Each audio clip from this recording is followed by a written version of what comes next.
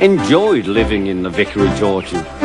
Edward came to see him every day, but sometimes Trevor didn't have enough work to do. "I do like to keep busy all the time," he sighed one day.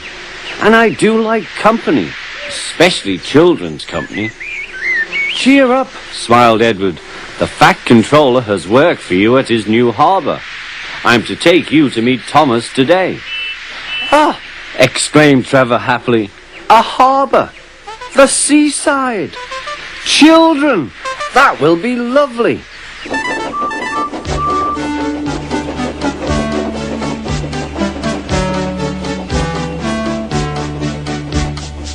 Thomas was on his way to the harbour with a trainload of metal pilings. They were needed to make the harbour wall firm and safe. "Hello, Thomas," said Edward. "This is Trevor, a friend of mine. He's a traction engine." Thomas eyed the newcomer doubtfully. "A what engine?" he asked. "A traction engine," explained Trevor. "I run on roads instead of rails. Can you take me to the harbour, please? The Fat Controller has a job for me." "Yes, of course," replied Thomas, but he was still puzzled. Workmen coupled Trevor's truck to Thomas's train, and soon they were ready to start their journey.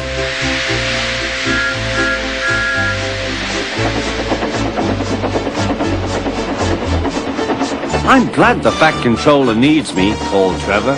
"I don't have enough to do sometimes, you know, although I can work anywhere, in orchards, on farms, in scrapyards, even at harbours."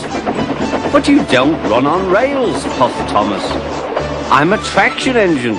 I don't need rails to be useful," replied Trevor. "You wait and see." When they reached the harbour, they found everything in confusion. Trucks had been derailed, blocking the line, and stone slabs lay everywhere. "We must get these pilings past," said Thomas's driver. "They are essential. Trevor, we need you to drag them round this mess." "Just the sort of job I like," replied Trevor. "Now you'll see, Thomas. I'll soon show you what traction engines can do." Trevor was as good as his word. He dragged the pilings clear with chains and towed them into position. "Who needs rails?" he muttered cheerfully to himself.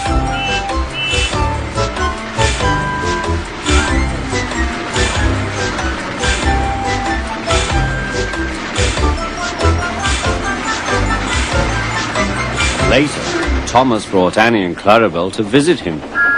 Thomas was most impressed.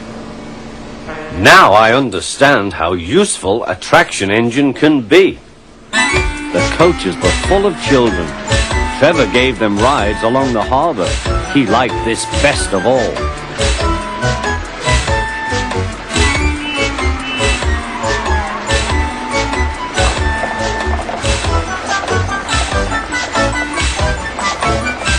"He's very kind," said Annie. "He reminds me of Thomas," added Clarabelle. Everyone was sorry when it was time for Trevor to go. Thomas pulled him to the junction. A small tear came into Trevor's eye.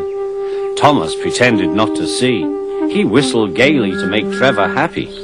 "I'll come and see you if I can," he promised.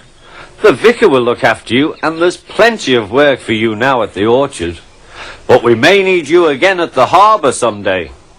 "That would be wonderful," said Trevor. That evening, Trevor stood remembering his new friend Thomas, the harbour, and most of all, the children. Then he went happily to sleep in the shed at the bottom of the orchard.